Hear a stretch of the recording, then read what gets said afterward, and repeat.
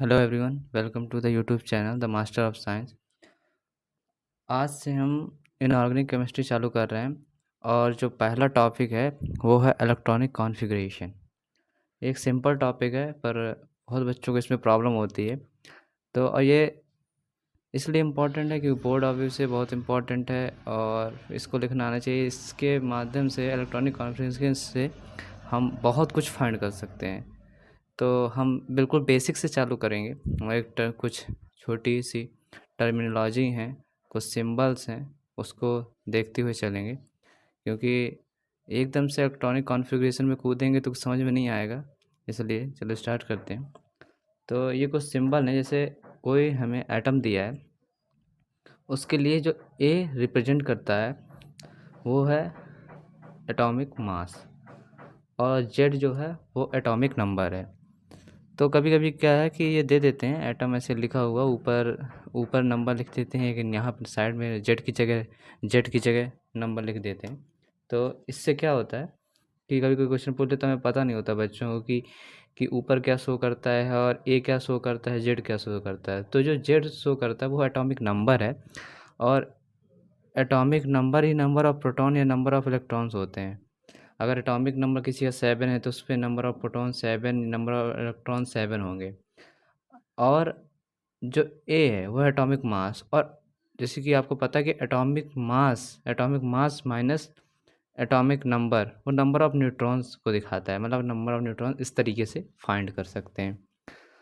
और जो है कि जैसे कभी-कभी क्या होता है कि आयन हमें दे देते हैं, जैसे x-1 हो या x+2 लिखा हो, तो हमें अगर जैसे फाइंड करना है नंबर ऑफ प्रोटॉन या इलेक्ट्रॉन, तब दोनों की वैल्यू अलग-अलग हो जाएगी क्योंकि नंबर ऑफ प्रोटॉन तो सेम रहेंगे जितना एटॉमिक नंबर है, पर नंबर ऑफ इलेक्ट्रॉन अगर जैसे -1 है तो उसमें 1 ऐड हो जाएगा, अगर प्लस है तो उसमें माइनस हो जाएगा। इस तरह से आप कैलकुलेट कर सकते हैं नंबर ऑफ प्रोटॉन्स और इलेक्ट्रॉन। ये बेसिक है, ये पता होना चाहिए ये।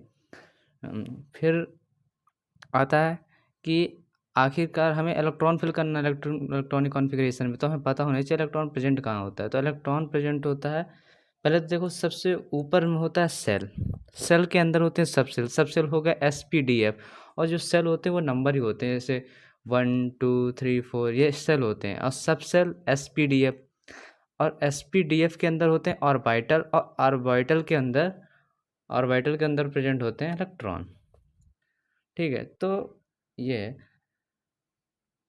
और फिर कुछ टर्मिनोलॉजी हैं उसको देख लेते हैं, जैसे प्रिंसिपल क्वांटम नंबर को एन से डिनोट करते हैं। एन यही है, सेल ही है प्रिंसिपल क्वांटम नंबर, ये सेल को ही कहते हैं, यही है प्रिंसिपल क्वांटम नंबर है। और एक होता है एजीमुथल क्वांटम नंबर जिसको एल से डिनोट करते हैं। एल की एक पर्टिकुलर रेंज होती है जो है 0 to n-1, मतलब एन से कम ही रहेगा, एल ज़्यादा नहीं हो सकता, उसकी कुछ रेंज है, वो आपको याद रखना है। ये चीज़ बहुत इंपॉर्टेंट है, इसको आप मार्क कर लीजिए, इसको याद करके याद रखिएगा। और इसी तरह एल की अलग-अलग सब सेल की एन के लिए तो एल की वैल्यू 1 कम होगी, मतलब वो रेंज होगी। जैसे मान लीजिए आपकी एल की वैल्यू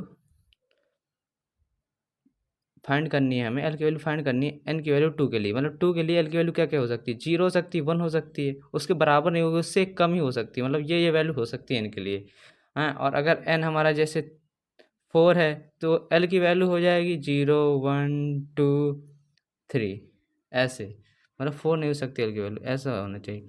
और अलग-अलग सब सेल के लिए एल की वैल्यू अलग-अलग है, जैसे एस के लिए एल की वैल्यू 0 है, पी के लिए एल की वैल्यू 1 है, और डी के लिए एल की वैल्यू 2 है, और एफ के लिए एल की वैल्यू 3 है। ये याद रखिएगा, इससे काफ़ी मदद मिलेगी। इलेक्ट्रॉनिक कॉन्फ़िगरेशन में तो नहीं, पर कुछ टॉपिक्स हैं जिसको समझने में आपको सहायता मिलेगी। इसी तरह से क्या है कि अलग-अलग सब सेल में मैंने जैसे बताया कि सब सेल के अंदर ही ऑर्बिटल होते हैं, तो अलग-अलग सब सेल में अलग-अलग नंबर ऑर्बिटल होते हैं। जैसे एस में होता है 1 ऑर्बिटल, 1 ऑर्बिटल प्रेज़ेंट होता है इसमें। पी में 3 ऑर्बिटल होते हैं, डी में 5 ऑर्बिटल होते हैं, और इसी तरह एफ में 7 ऑर्बिटल होते हैं। तो ये, और एक ऑर्बिटल में आप कितने 2 इलेक्ट्रॉन फिल कर सकते हैं। एक ऑर्बिटल में आप इस तरह से, एक ऑर्बिटल में आप 2 इलेक्ट्रॉन फिल कर सकते हैं। 2 इलेक्ट्रॉन फिल कर सकते हैं तो मतलब एस में कितने इलेक्ट्रॉन फिल होंगे? जब उसके पास एक ऑर्बिटल है, तो जब एक ऑर्बिटल में 2 होते हैं तो इसमें 2 ही इलेक्ट्रॉन फिल हो सकते हैं। पी में क्या है? पी में 3 ऑर्बिटल हैं और एक ऑर्बिटल में 2 इलेक्ट्रॉन, तो इसमें 6 टोटल इलेक्ट्रॉन फिल हो सकते हैं। और डी में 5 ऑर्बिटल हैं, तो इसमें 10 इलेक्ट्रॉन फिल सकते हैं। इसी तरह एफ में, एफ सब सेल में 14 इलेक्ट्रॉन तक फिल किया जा सकते हैं, इससे ज़्यादा नहीं फिल किया सकते। इससे आप अंदाज़ा भी लगा सकते हैं कि वो जो पीरियोडिक टेबल में आपने देखा होगा, एसपीडीएफ पूरी कैटेगरी में बाँटा, मतलब एसपीडीएफ अलग-अलग कैटेगरी बाँटा है, एस कॉलम अलग, फिर बीच में डी, फिर पी और नीचे एफ। तो उसमें आप चेक करिएगा, देखिएगा पीरियोडिक टेबल, एस के जो है ना 2 ग्रुप हैं, जैसे यहाँ 2 है, ऐसे 2 ग्रुप हैं। पी में इसके 6 ग्रुप हैं, डी में 10 ग्रुप है, वही ये शो कर रहा है, ठीक। ये फॉर पॉसिबिलिटी ऑफ जो सब सेल है, इसमें हम पहले बाद में आएंगे। पहले देख लेते हैं कि इलेक्ट्रॉनिक कॉन्फ़िगरेशन कैसे कौन से कॉलम पहले आते हैं, कैसे क्या भरे जाते हैं, क्योंकि इसको समझने के लिए आपको वो पता होना चाहिए, नहीं तो ये अभी कम समझ में आएगा। इसलिए पहले दूसरा टॉपिक समझ लेते हैं कि कौन कौन से सब सेल पहले भरेंगे, कौन कौन से बाद में भरेंगे। तो चलिए हम शुरू करते हैं N+L रूल से। N+L रूल बहुत कॉमन रूल है और बहुत इंपॉर्टेंट रूल है। N+L रूल क्या कहते हैं समझते हैं। Sub cell having lower value of N+L, sub cell having lower value of N+L will be filled before the sub cell having higher value of N+L। तो हमें जो N+L, पहले N तो जानते हैं, ये होता है N, ये होता है L, और L की वैल्यू अलग अलग होती है सब सेल के लिए। मैंने जैसे बताया कि S के लिए 0, P के लिए 1, D के लिए 2 और F के लिए 3। तो आपको पहले N+L वैल्यू कैलकुलेट करनी है, फिर देखना है कि किसकी कम आ रही है। जो पहले जिसकी लोअर वैल्यू होगी N+L की, वो पहले भरा जाएगा, और जिसकी ज़्यादा वैल्यू होगी वो बाद में भरा हो जाएगा। और ये तो ठीक है, पर कभी कभी क्या होता है कि N+L वैल्यू जैसे किसी की बराबर हो गई 2 की, तो जब बराबर हो जाएगी N+L वैल्यू, तो हम N के हिसाब से चलेंगे, मतलब N की जो कम वैल्यू होगी उसको पहले भरेंगे, और जो बाद में होगी, जो बड़ी होगी वो बाद में भरेंगे, ठीक है। तो इस तरह से ये अब देखते हैं कौन सा सब सेल पहले भरेगा, कौन से बाद में। बस इलेक्ट्रॉनिक कॉन्फ़िगरेशन पूरा इसी के ऊपर है कि किस तरह से इलेक्ट्रॉन कौन कौन सब सेल में कैसे तरीके से भरा जा सकता है। तो इसके लिए क्या है कि पहले इसको चेक करते हैं। चलिए पहले इसी को देखते हैं। 1s के लिए n की वैल्यू 1 है और s की वैल्यू होती है 0, तो इसकी N+L वैल्यू हो गई 1। 2 के लिए n की लिए n की वैल्यू होती है 2 और l के लिए हो गई 0, तो इसकी N+L वैल्यू हो गई 2। और इसके लिए n की वैल्यू 2 है 2p के लिए, और p की वैल्यू बताया था कि p की वैल्यू जो होती है l के लिए 1 होती है, तो यहाँ 1, तो ये हो गया 3 N+L। बताया था ना कि p की वैल्यू जो p के लिए जो l की वैल्यू होती है वो 1 होती है, तो ये 2+1 ये 3 हो गया, ठीक है। इसी तरह से 3s का देख लेते हैं, N3 S0, ये भी 3, ठीक है। तो सबसे कम देखिए N+L वैल्यू इसकी है, तो इसको पहले भरेंगे, ठीक है। फिर इन दोनों में से इसकी है, तो फिर इस 2s को भरेंगे। अब कैसे भरेंगे वो आपको बाद में बताएंगे, पहले आप ये समझ लीजिए कौन पहले भरेगा कौन बाद में भरेगा। आप बाद में तो भर लेंगे, पहले ये पता होना चाहिए कौन कौन से सबसे पहले भरे जाते हैं, कौन कौन से बाद में। तो ये 1s 2s हो गया। फिर यह है 2p में 3 है, 3s में भी 3 है। देखो जिसमें आता है सेकंड रूल कि n की वैल्यू के हिसाब से चलना पड़ेगा, क्योंकि N+L वैल्यू सेम हो गई, तो हमें n की जो कम होगी उसको पहले, जो बड़ी होगी वो बाद में। ये 2p 3s हो गया। फिर क्या है, हम 3p भरेंगे, फिर 4s भरेंगे, फिर 3d 4p 5s। आप एक चेक कर सकते हैं, आप सब N+L देख लीजिए, नहीं तो ऐसे ये, नहीं तो आप अगर जैसे कहीं भूल जाए ना, तो ये सबसे अच्छी ट्रिक है। आप 1s 2s 2p 3s 3p 3d कौन से पहले भरेगा कौन से बाद में नहीं याद रहता है, तो ऐसे लिख के ऐसे ऐसे कर लीजिएगा, कट कर लीजिएगा, तो आपको समझ में आ जाएगा कि कौन सा पहले भरेगा। इस तरह से ऐसे भरें। तो इसको हम एक लाइन में लिख लेते हैं कि कौन सा पहले भरा जाता है कौन सा बाद में भरा जाता है, ताकि याद रहे। आप ऐसे लिख सकते हैं जैसे 1s पहले, फिर 2s, फिर 2p, फिर 3s, 3p, 4s, 3d, 4p, 5s, 4d, 5p, 6s, 4f, 5D 6P इस तरह से भरेंगे। लेकिन मैं चाहूँगा आप इस तरह से ना याद करके, ये याद होना चाहिए अगर इलेक्ट्रॉनिक कॉन्फ़िगरेशन आपको बहुत अच्छे से सीखना है, आपको इलेक्ट्रॉन भरना है, तो आपको कहाँ भरना हो कम से कम याद तो होना चाहिए। कौन सा पहले पता चला आपने गलत याद कर लिया, 1s पहले भर दिया बाद में 3s भर रहे हैं, ऐसा नहीं। तो आपको अच्छे से याद होना चाहिए, ये इंपॉर्टेंट है, ये आपको अच्छे से याद होना चाहिए अगर इलेक्ट्रॉनिक कॉन्फ़िगरेशन आपको अच्छे से सीखना है। अब बाद में आगे चलते हैं। आगे क्या है कि आपको ना, मैं चाहूँगा कि आप इस तरह से याद ना करके आप इस तरह से मेरे तरीके से याद करिए कि पहले 1s लिखिए, फिर 2s 2p, इस तरह नीचे वाली लाइन में 3s 3p, फिर उससे नीचे 4s 3d 4p, फिर उससे नीचे 5s 4d 5p, फिर उससे नीचे 6s 4f 5d 6। इससे क्या होगा देखिए, इससे आपको ये फ़ायदा मिलेगा, ये जो मैंने लिखा है ये पीरियड के हिसाब से लिखा है। पहले 1s भरेगा, फिर 2s 2p, फिर 3s 3p, इस तरह से ये हमने पीरियड के हिसाब से लिखा। मतलब ये पहले पीरियड के लिए, ये दूसरे पीरियड के लिए, ये तीसरे पीरियड के लिए, फोर्थ पीरियड के लिए, ये फिफ्थ पीरियड के लिए, सिक्स। ये जो इलेक्ट्रॉनिक कॉन्फ़िगरेशन है ये पीरियड के हिसाब से, मतलब पहले पीरियड के लिए इस तरह से भरा जाता है। आपको जब कई बार प्रैक्टिस करेंगे तो आपको समझ में आएगा ये कितना इंपॉर्टेंट है। आपको कभी कभी जैसे पूछ लेता है आपको, चलिए कभी कभी जैसे आपसे पूछ लेता है कि चलिए अगर जैसे आपसे पूछ लिया कि फोर्थ पीरियड में कितने एटम हैं, ठीक है, एटम कितने, तो आपको क्या करना है, सिंपल इसमें कितने इलेक्ट्रॉन प्रेजेंट हैं उतने एटम हो जाएंगे। जैसे मैंने बताया था पी में 3 ऑर्बिटल होते हैं तो मतलब 6 इलेक्ट्रॉन भरे जाते हैं, और डी में इसी तरह 5 ऑर्बिटल होते हैं तो टोटल 10 इलेक्ट्रॉन भरे जाते हैं, क्योंकि एक ऑर्बिटल में 2 इलेक्ट्रॉन भर सकते हैं। और इसी तरह एस में 2, तो यहाँ कितना हो गया 10 + 6 16 to 18, मतलब इस फोर्थ पीरियड में टोटल 18 एटम है। समझ रहे हैं कितना फ़ायदा है। देखो आप उस तरह गिनते रहेंगे, इस तरह आपको कौन ये याद हो तो आप तुरंत गिन के बता देंगे भैया ये। आपको इससे ये भी पता चल जाएगा कि 3D कौन से पीरियड से चालू होता है, तो आप बता देंगे देख के सीधे, अच्छा 4 पीरियड से चालू होता है। अगर किसी ने पूछा आपसे कि 4f कौन से पीरियड से चालू होता है भरना, 6th पीरियड वाले एटम से चालू होता है, तो इस तरह से याद करेंगे तो आपको फ़ायदा रहेगा। ठीक है, अब उस पर आ जाते हैं कि कौन से, अब आप देख रहे हैं कि जैसे 1s है, तो आप कुछ लोग सोच रहे होंगे 1s है फिर 1p क्यों नहीं है, 1d क्यों नहीं है, 2d क्यों नहीं है। तो इसका कुछ रीज़न है, वो जो आपको बताया था ना, l की वैल्यू है जो उसकी रेंज होती है 0 to n-1, उसी से रिलेटेड है। उसको आगे अब उस पर आते हैं, उसको देख लेते हैं क्यों ऐसा होता है क्यों नहीं होता है। चलिए तो फिर हमने ये वाला टॉपिक छोड़ दिया था, तो अब इस पे आते हैं। आपको वो पता चलेगा कि 1s कौन पहले कहाँ भरता है, पहले 2s फिर 2p, ये पता चल गया। तो आपको ये पता हो गया कि 1s होता है फिर 2s होता है, 1p क्यों नहीं होता। देखिए तो क्या होता है, आपको बताया था जैसे कि, चलो फिर अब क्या है इस टॉपिक पे आते हैं, for possibility of A subshell में।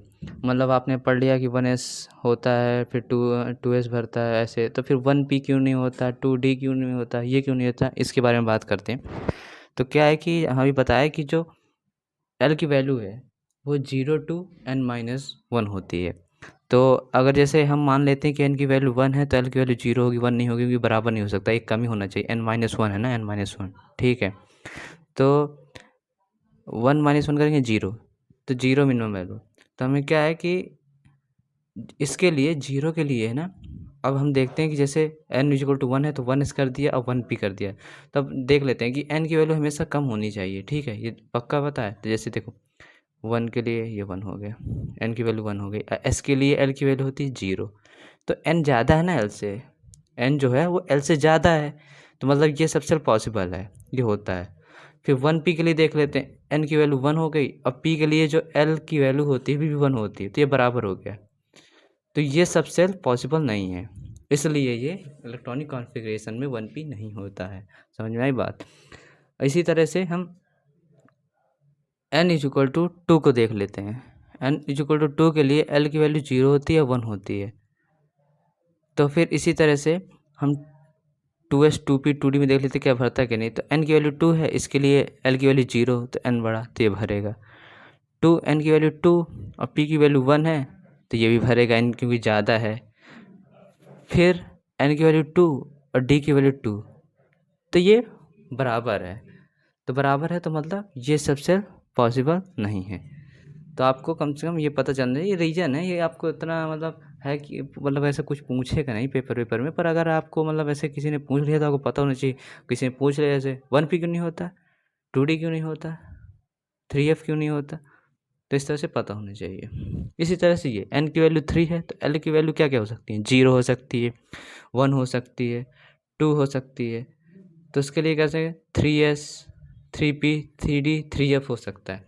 तो इसमें क्या है कि n की वैल्यू 3 लिख लिया, l की वैल्यू 0, तो इसमें n ज़्यादा है, n ज़्यादा तो मतलब ये पॉसिबल है, n हमेशा बड़ा होना चाहिए, ये कंडीशन है। और n की वैल्यू 3 के लिए क्या क्या वैल्यू आ सकती है वो आप पता होना चाहिए, कि मैंने फॉर्मूला बता दिया कि l की वैल्यू जो होती है वो 0 से n-1 की रेंज के बीच में ही होती है। और 3p के लिए ये 3 हो गया। और p की वैल्यू क्या है, p की वैल्यू है 1, तो इसके लिए n बड़ा। और 3d के लिए n की वैल्यू 3, d के लिए l की वैल्यू 2, तो ये बड़ा, ये भी पॉसिबल है, ये भी पॉसिबल। n की वैल्यू जहाँ जहाँ बड़ी आएगी वो सबसे पॉसिबल है, अब पता होना चाहिए। तो फिर क्या है, n की वैल्यू 3 और f की वैल्यू 3, ये बराबर हो गया, यहाँ बराबर हो गया, यहीं गलती हो गई कि ये होगा सबसेल नहीं होगा, ये सबसेल प्रेजेंट नहीं होगा।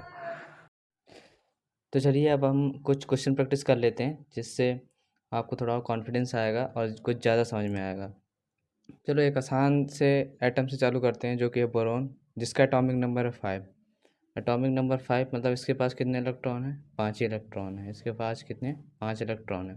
तो हमें 5 इलेक्ट्रॉन उस सब सेट में भरना है जो भी आपको हमने पढ़ा है, जैसे 1s 2s 2p इनमें भरना है। और मैंने बता दिया आपको n+l रूल के मुताबिक कौन पहले भरा जाएगा और कौन सा सबसे बाद में भरा जाएगा, तो वो आपको याद करके रखना है। जैसे कि इसको भरना स्टार्ट करते हैं, पहले आता है 1s। तो 1s में मैंने बताया था कि एक ऑर्बिटल होता है और उसमें 2 इलेक्ट्रॉन फिल होते हैं। तो इसमें मैक्सिमम 2 इलेक्ट्रॉन, तो 2 इलेक्ट्रॉन भर दिए, 1s2, ठीक है। फिर आता है 2s, 2s s में तो 2 इलेक्ट्रॉन भरते, इसमें फिर 2 इलेक्ट्रॉन फिर भरे जाएंगे। फिर 2p, 2p में मैक्सिमम तो भरे जाते हैं 6, लेकिन हम तो 4 भर चुके हैं, हमारे पास टोटल 5 हैं, 4 भर चुके हैं, बचा एक, तो हम p में 1 इलेक्ट्रॉन भर देंगे। हमने टोटल इलेक्ट्रॉन पूरा भर दिया, 2 2 4 1 5, 5 के 5 इलेक्ट्रॉन हमने भर दिए अपने सब सेल में। और यही होता है किसी एटम का इलेक्ट्रॉनिक कॉन्फ़िगरेशन। ठीक है, आसान सा है। इसी तरह आप जितने, इसमें क्या है कि आप जितने नंबर ऑफ क्वेश्चन प्रैक्टिस करेंगे उतने आपको कॉन्फिडेंस आएगा, कोई मतलब इतना टफ काम नहीं। अब चलते हैं दूसरे पे, कैल्शियम 20। कैल्शियम 20 को भी इसी तरह से भरते हैं। पहले क्या है, बस ये है कि आपको प्रायोरिटी पता होनी चाहिए कि कौन पहले सबसे भरता है, कौन बाद में भरता है। कैल्शियम से चालू करते हैं, पहले आता है 1s, इसमें 2 भरेंगे। फिर आता है 2s, इसमें भी 2। फिर आता है 2p, इसमें 6 भरेंगे, 10 इलेक्ट्रॉन तो यहीं हो गए, ठीक है। फिर 3s 12, 3p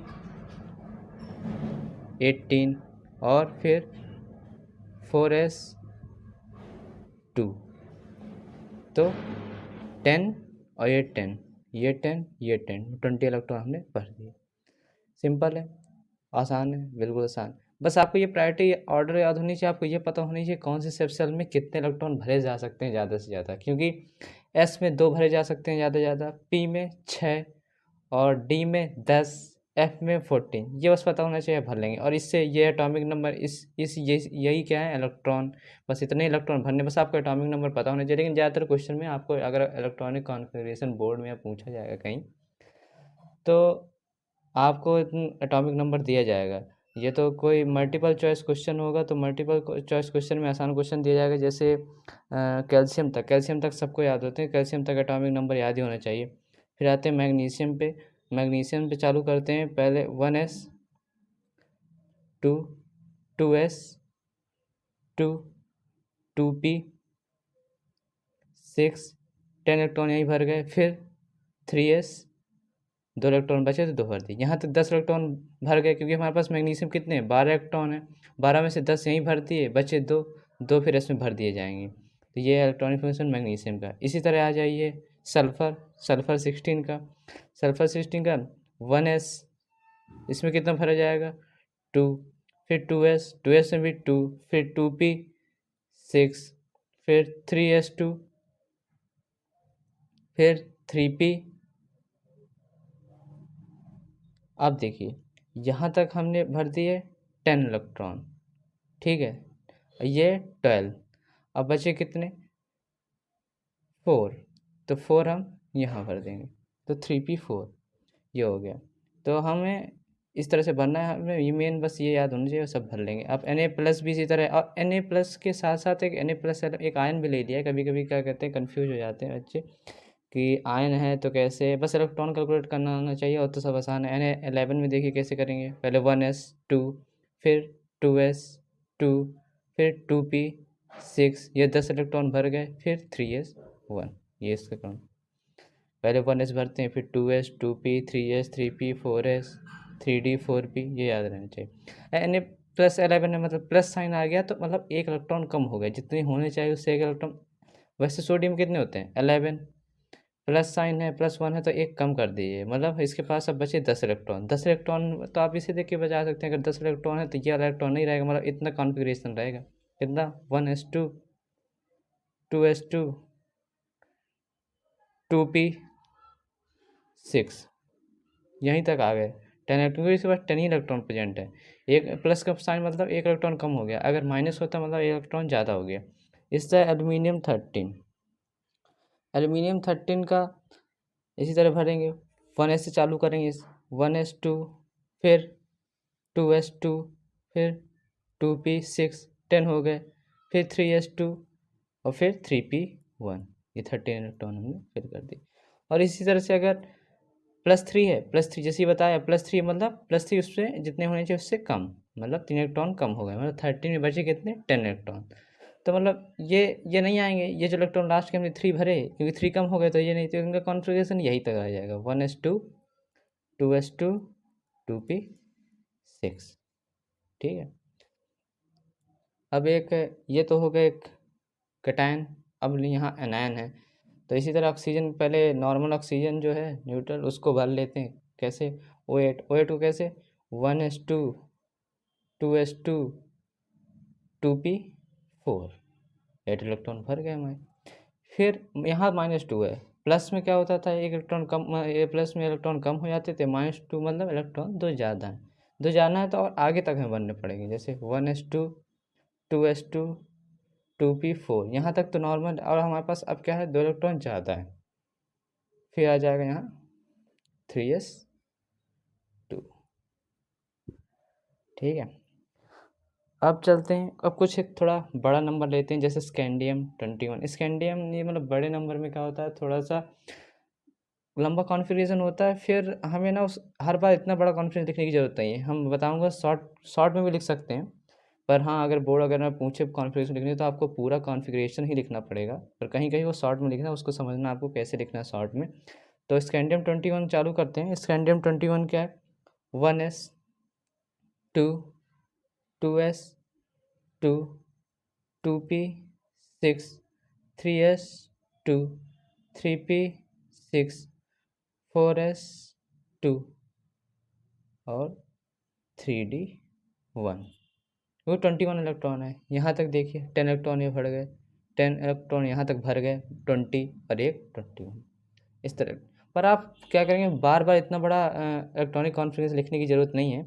आप एक काम कर सकते हैं कि यहाँ तक देखिए, पहले आप यहाँ तक देखिए, आप क्या करिए ना कि जैसे स्कैंडियम के पहले जो इनर्ट गैस आ रही है, मतलब स्कैंडियम के पहले जो एक इनर्ट गैस आ रही है, पहले आप उसको समझिए वो क्या है। हीलियम आती है, नियॉन आता है, आर्गन आता है। आर्गन आता है 18 है एटॉमिक नंबर किसका, आर्गन।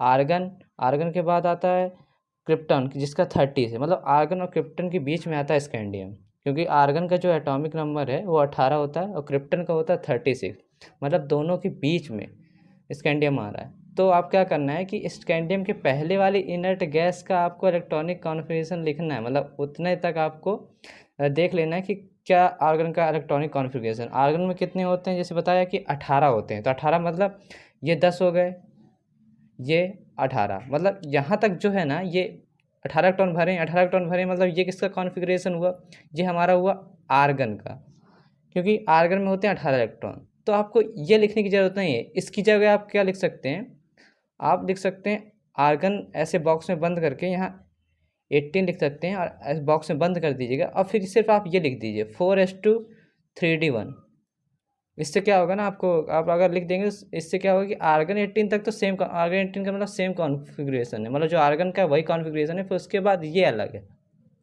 ठीक है, आप हर एलिमेंट के साथ ऐसे कर सकते हैं जो मतलब जिनका एटॉमिक नंबर बड़ा है, काफ़ी लंबा कॉन्फ़िगरेशन आ रहा है, तो आप उसके पहले का वो पहले का देख लीजिए इनर्ट गैस एलिमेंट क्या है, अब उसका जो है ना वहाँ तक आप लिख दीजिए कि उसके पास कितने इलेक्ट्रॉन है, वहाँ तक इलेक्ट्रॉनिक कॉन्फ़िगरेशन उसका लिख दीजिए।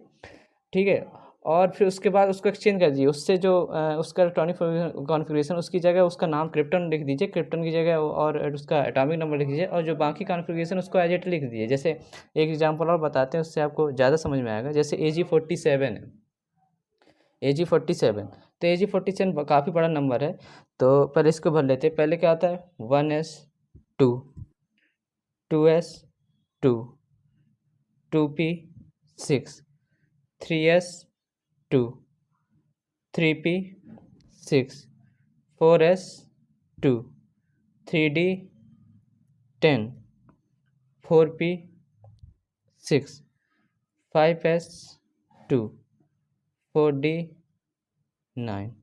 तो ठीक ये है AG47 का, क्या है, इलेक्ट्रॉनिक कॉन्फ़िगरेशन है AG47 का। आप ऐसे देख लीजिए, अगर आपको ऐसे इलेक्ट्रॉनिक कॉन्फ़िगरेशन समझ में नहीं आता कि कहाँ तक का है, तो देखिए हमेशा क्या है, इनर्ट गैस एलिमेंट में लास्ट में 6 आता है, P6 आता है। किसी भी इनर्ट गैस एलिमेंट में लास्ट में P6 आता ही है। ठीक है, मतलब क्योंकि वो देख ऐसे P6 मतलब क्योंकि लास्ट P के लास्ट कॉलम का, मतलब P में देखिएगा P जो ग्रुप है उसमें 6 ग्रुप प्रेजेंट है, और जो इनर्ट गैस एलिमेंट है वो सबसे लास्ट में प्रेजेंट है, इसलिए ज़्यादातर 6 आता है इसमें। तब ऐसे समझ सकते हैं यहाँ तक कोई इनर्ट गैस होगा।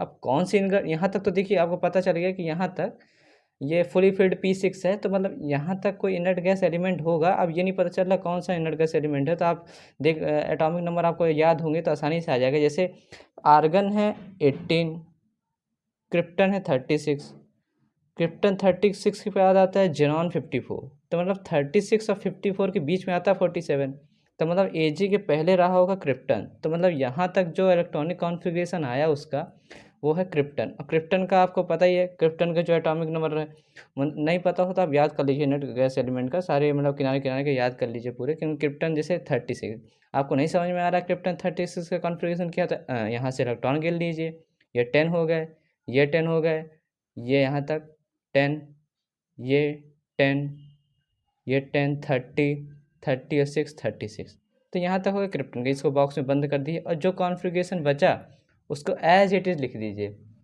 5s2, 4d9।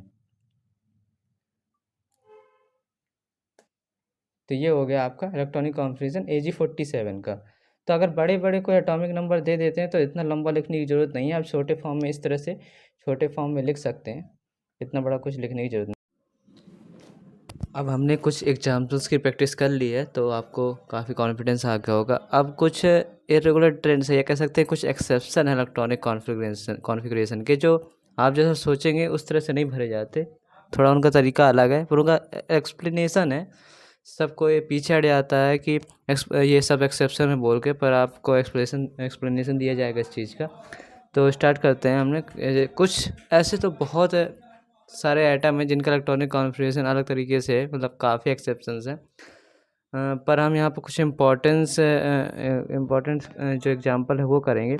और एफ ब्लॉक में ना सबसे ज़्यादा ऐसे आपको एग्जांपल मिल जाएंगे जिसका अलग ट्रेंड चलता है, मतलब आप जैसा सोचते हैं 1s2 पहले ये उस तरह से नहीं भरा जाता, थोड़ा अलग है।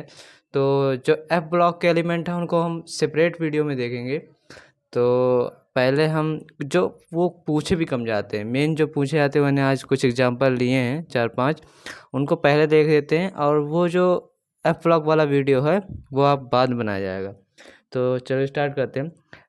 जैसे कि क्रोमियम 24 से चालू करते हैं। क्रोमियम 24 का जो इलेक्ट्रॉनिक कॉन्फ़िगरेशन है वो लिखना सिखा दिया था आपको, कि पहले तो 24 तो आप बड़ा मत देखिए, 1s से चालू नहीं करिए, जो आपको छोटा फॉर्म है 1m वो बताया था, अब तक याद हो गए होंगे आपको कि जो है एटॉमिक नंबर कितने होते हैं आर्गन, वो जैसे आर्गन है इनर्ट गैस एलिमेंट के पूरे याद हो गए होंगे।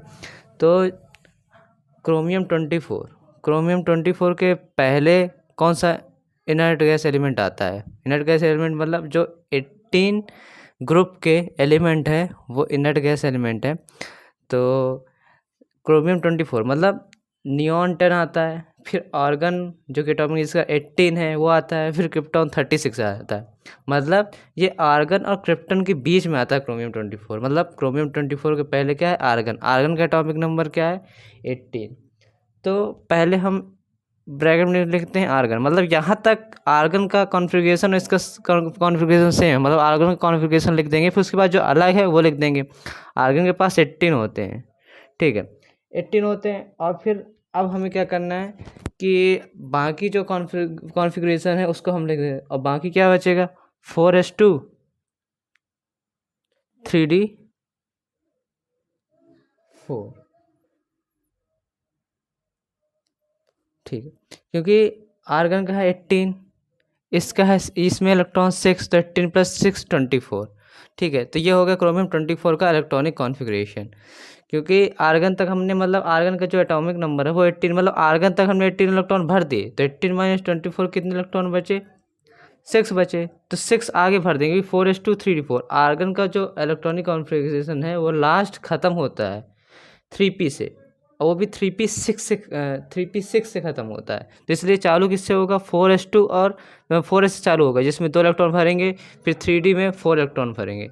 पर जो क्रोमियम 24 का होना ये चाहिए, पर हमारा जो इलेक्ट्रॉनिक कॉन्फ़िगरेशन है वो यही होना चाहिए, पर ये होता नहीं है, ये गलत है। होता क्या है, होता ये है कि पहले आर्गन लिखा जाता है, आर्गन के बाद 4s2, ठीक है, 4s1 ही रहेगा, 2 नहीं आएगा, 4s1, और इसका एक इलेक्ट्रॉन, जो एक इलेक्ट्रॉन है वो 3d में चला जाएगा, मतलब 4s1 3d5। इसका हमारे जो हमने सीखा है इलेक्ट्रॉनिक कॉन्फ़िगरेशन लिखना, उसके मुताबिक होना तो चाहिए 4s2 3d4, लेकिन होता है 4s1 3d5। ये कॉन्फ़िगरेशन सही है। और ये क्यों होता है, रीज़न आपको बाद में बताएंगे। पहले एक रीज़न पहले ये सुनिए कि ये जो है ना 4s2 3d4 ये पार्शली फिल्ड है, ठीक है, ये पार्शली फिल्ड है। कैसे पार्शली फिल्ड है, पीएफ से मैं लिख देता हूँ, पार्शली फिल्ड। और ये जो है हाफ फिल्ड है। हाफ फिल्ड कैसे, हाफ फिल्ड आपको, मैं ये मानता हूँ कि आपको इलेक्ट्रॉनिक कॉन्फ़िगरेशन लिखना आ गया और आपको इलेक्ट्रॉन भरना आता हो। मैं ये मानता हूँ कि आपको इलेक्ट्रॉन भरना आता है। अगर नहीं आता उसके लिए भी सेपरेट वीडियो बनाई है, वो भी देख लीजिएगा। पहले देखते हैं कैसे भरते हैं।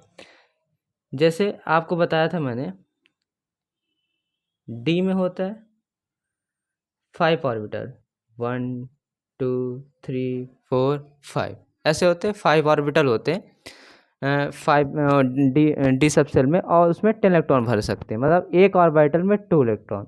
तो जैसे यहाँ पर हमारे पास 4 हैं, 4 भरने का तरीका क्या, यहाँ से चालू करेंगे, 1 इलेक्ट्रॉन 2 इलेक्ट्रॉन 3 इलेक्ट्रॉन 4 इस तरह से भर देंगे, ठीक है।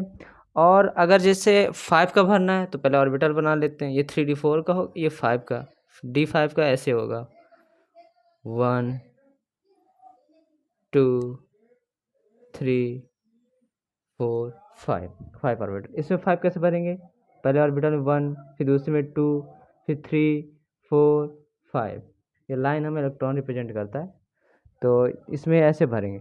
और क्या होता है ना कि जैसे आपको बोला गया है कि 3d5 ये 3d10 होता है, मतलब 5 तक यहाँ भर दिया। अगर 3d10 होता तो 1 2 3 4 5 यहाँ तक भरते, फिर 6 इलेक्ट्रॉन यहाँ पर आता, 6 7 8 9 10, मतलब पहले एक इलेक्ट्रॉन पूरे भरेंगे, और अगर 5 से ज़्यादा इलेक्ट्रॉन है फिर वापस आएंगे और फिर यहाँ से भरेंगे। वैसे इसके लिए आपको मैं सेपरेट वीडियो बना दूंगा इसके लिए, इसमें तो काफ़ी लंबी वीडियो हो जाएगी, तो आपको इसके लिए अलग से वीडियो बना देंगे, उससे आप देख सकते हैं।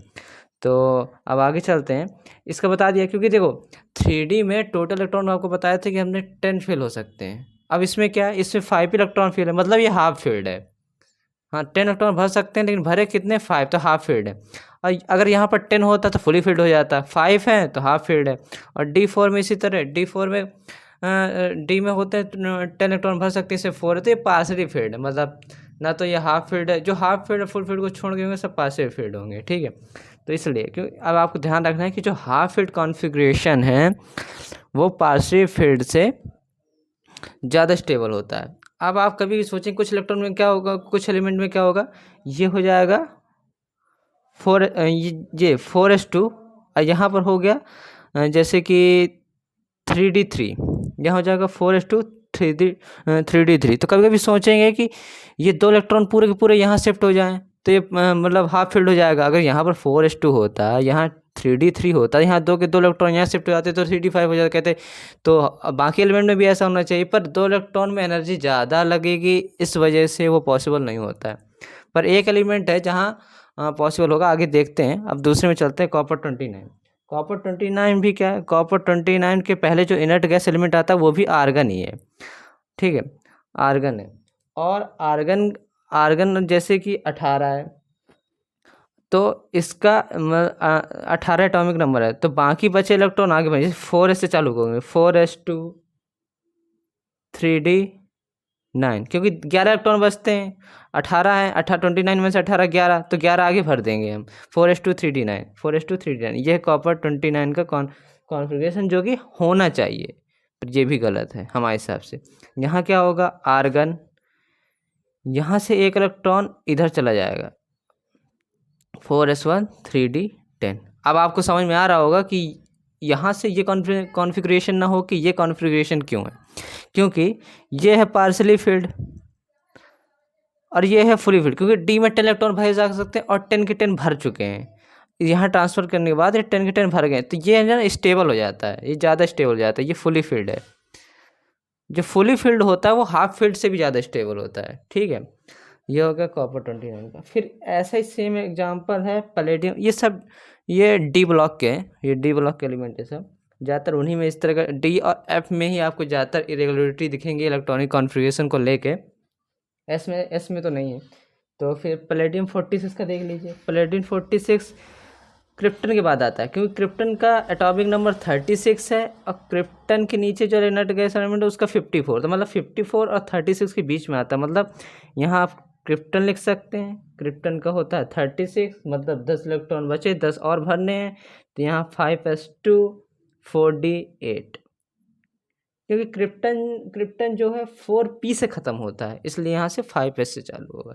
अगर आपको अभी ये लिखना इस तरह नहीं आ रहा तो आप पूरा बड़ा लिखिए, पूरे फुल फॉर्म लिखिए, पूरा 1s से चालू करके लिखिए और फिर देखिए कि क्रिप्टन का जो कॉन्फ़िगरेशन है कहाँ तक आ रहा है, ठीक है। जो क्रिप्टन का कॉन्फ़िगरेशन कहाँ तक आ रहा है वहाँ तक क्रिप्टन लिख दिए। फिर अब बार बार क्वेश्चन लगाएंगे तभी समझ में आएगा, ऐसे समझ में नहीं आएगा, ऐसे फिर आपको थोड़ा सा और रहेगा कन्फ्यूजन। तो अब चलते हैं कि इसको लिखते कैसे हैं। तो आप इसमें ऐसा होता है, देखिए यहाँ 2 के 2, प्लेटिनम 46 में 2 के 2 इलेक्ट्रॉन ट्रांसफर, यही ऐसा है जहाँ 2 के 2 होते हैं, बाकी में 1 होता है, तो ध्यान रखिएगा, क्योंकि कभी कभी ना बोर्ड में या तो किसी एग्जाम में पूछ लेता है एकदम से, तो सडनली ध्यान नहीं होता, हम यही वाला लिख देते हैं जो हमें पता है कि किस तरह से भरा जाता है। एक्सेप्शन इसलिए अलग से याद रखना है, मतलब बाकी रीजन बताएंगे आपको, ऐसी बात नहीं। तो ये हो गया 5s0 और 4d10। तो इसका जो है ना ये पॉसिबल नहीं है, ये है इसका जो करेक्ट कॉन्फ़िगरेशन है, ये है, ठीक है, ये हो गया। अब हम देखते हैं कि जो कि फुली फिल्ड ऑर्बिटल वो हाफ फील्ड ऑर्बिटल से, मतलब फुली फिल्ड और half filled orbital partial filled orbital से कैसे मतलब ज़्यादा स्टेबल हो जाते हैं। तो देखिए जैसे ऑर्बिटल हो कोई भी,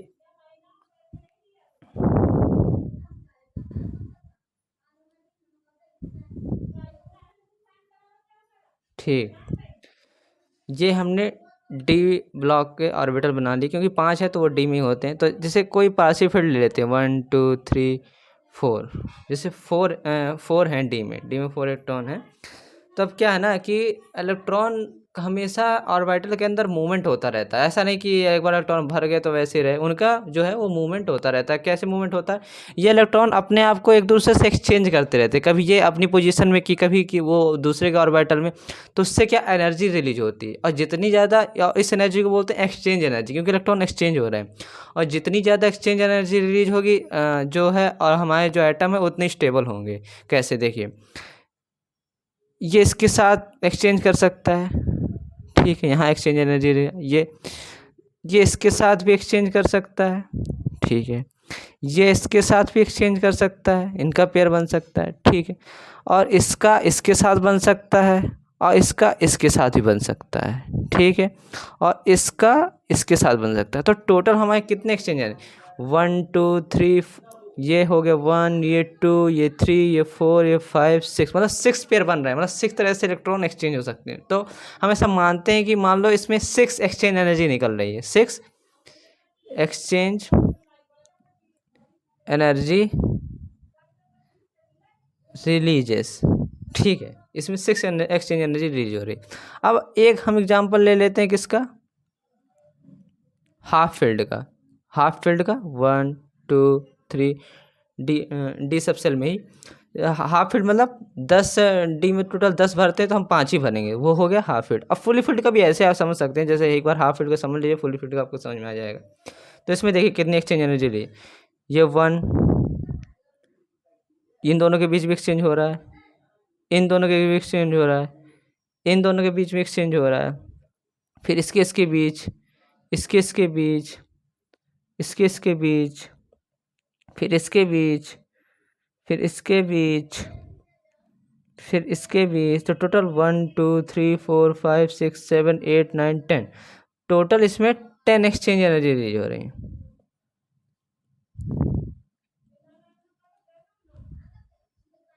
मतलब इससे ज़्यादा इसमें एनर्जी रिलीज हो रही है। तो मतलब जो इस तरह से, तो ये ज़्यादा स्टेबल, आपको पता ही है जिसकी ज़्यादा एनर्जी रिलीज हो जाएगी वो ज़्यादा स्टेबल हो जाएगा। अभी आप ही देख लीजिए, आप एक्सरसाइज वगैरह कीजिए, आपकी एनर्जी लॉस हो गई, आप फिर लेट जाएंगे, आराम से सो जाएंगे, मतलब आप स्टेबल हो गए। इस तरह समझ सकते हैं, मतलब जिसकी एनर्जी ज़्यादा रिलीज होगी वो ज़्यादा स्टेबल होगा। तो यहाँ तक तो हो गया, ये कुछ एक्सेप्शन हो गया, ये उनका रीजन की जो हाफ फील्ड फुल फील्ड हैं वो पार्शियल फील्ड से ज़्यादा स्टेबल कैसे हो सकते हैं। अब कुछ अलग एक्सेप्शन है, कुछ आगे एक्सेप्शन कुछ और हैं दो, उनको देख लेते हैं। चलिए उनको देखते हैं अब। चलिए, तो 2 एग्जांपल और हैं, उनको भी जल्दी से देख लेते हैं। एक है लैंथनम और एक है एक्टिनम, ठीक है। ये भी कभी आपने कभी देखा होगा कि आप अपना पीरियोडिक टेबल चेक करिएगा, तो उसमें क्या है, आप एफ ब्लॉक में जाइए, उसमें देखिएगा कि जो लैंथनम और एक्टिनम है वो एफ ब्लॉक में दिए होंगे, पहले डिम्ड एफ ब्लॉक के यही दिए होंगे, पर वो गलत है पीरियोडिक टेबल। जो लैंथनम और एक्टिनम है वो डी ब्लॉक के ही एलिमेंट है, उनको लिख दिया जाता है लेकिन वो डी ब्लॉक के ही एलिमेंट है। तो देखिए लैंथनम 57 का आप अपने से इलेक्ट्रॉनिक कॉन्फ़िगरेशन लिख दिएगा, मैं लिख ही दे रहा हूँ। इलेक्ट्रॉनिक कॉन्फ़िगरेशन जो लैंथनम का होता है वो जेनॉन 6s2 4f1, जो हम सोचते हैं ये वो होता है, जो हम मतलब लिखते हैं, जो एक्चुअल होना चाहिए, पर जो होता क्या है वो होता है जेनॉन 6s2 5d1। देखिए इसमें फुली फील्ड और हाफ फील्ड वाला चक्कर नहीं है, इसमें फुली फील्ड और हाफ फील्ड वाला चक्कर ये नहीं होता, करेक्ट ये होता है, होना तो ये चाहिए लेकिन होता ये है, ठीक है। इसी तरह से एक एक्टिनम देख लीजिए, एक्टिनम 89, ये इसका कॉन्फ़िगरेशन होना जो चाहिए वो है रेडॉन 7s2 5f1, लेकिन होता क्या है, रेडॉन 7s2 61, होना ये चाहिए, होता ये, करेक्ट ये। तो आप ये वाला याद कर रखिएगा, ठीक है। तो ये तो हो गए 2 अलग एग्जाम्पल, क्योंकि पिछले वाले में क्या देखा था कि हाफ फील्ड फुली फील्ड वाला चक्कर था, इसमें भी हाफ फील्ड वाला और फुली फील्ड वाला चक्कर था।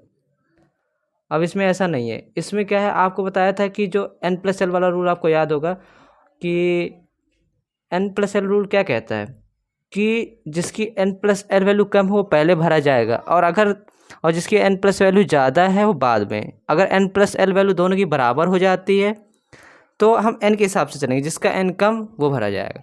तो यहाँ पर देख लीजिए 4f, यहाँ देखिए इसके लैंथनम के लिए देखते हैं 4f और 5d में देख लेते हैं n+ वैल्यू किसकी जाता है। 4 के लिए n हो गया 4, और 4f के लिए n हो गया 4, और f के लिए जो l की वैल्यू होती है, n+l चेक करना है, हम यहाँ पर n+l चेक कर रहे हैं, और f के लिए जो l की वैल्यू होती है वो 3, तो 4 + 3 7 हो गए जो n+ वैल्यू, और 5d के लिए n 5 है और d के लिए 2, तो यहाँ n+l वैल्यू बराबर आ रही है, 4f और 5d की n+l वैल्यू बराबर आ रही है। और लेकिन हम फिर जाएंगे n के हिसाब से, जिसका n कम वो पहले भर जाएगा, मतलब 4f पहले भरा जा रहा है, यहाँ तो सही है 4f पहले भरा जाना चाहिए, लेकिन देखिए यहाँ 5d पहले भर रहे हैं, तो मतलब ये n+l रूल को एक तरफ से वायलेट कर रहे हैं, गलत बता रहे हैं, मतलब उसको फॉलो नहीं कर रहा है। तो जो लेंथ, ये भी एक्टिनम भी इसी तरह से, जो 5f है ना, जो 5f वो पहले भरा जाना चाहिए, लेकिन यहाँ 60 पहले भरा जा रहा है, तो ये भी n+l रूल को फॉलो नहीं करता, वायलेट करता है। तो ये जो है ना, जो लेंथनम और एक्टिनम जो एग्जाम्पल हैं, ये क्या करते हैं, n+l